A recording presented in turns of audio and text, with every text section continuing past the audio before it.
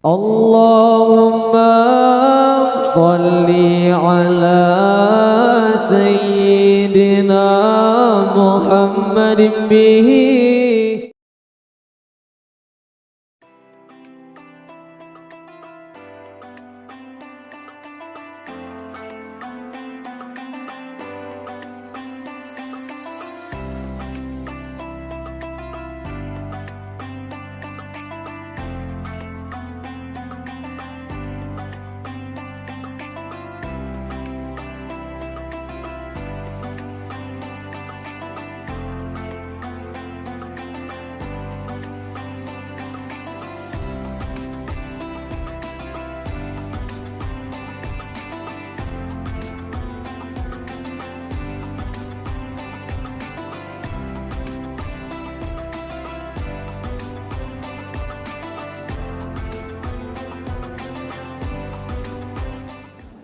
Ini kunjungan saya yang pertama, memang ini hari kedua saya Bu, untuk bertugas di Aceh Timur.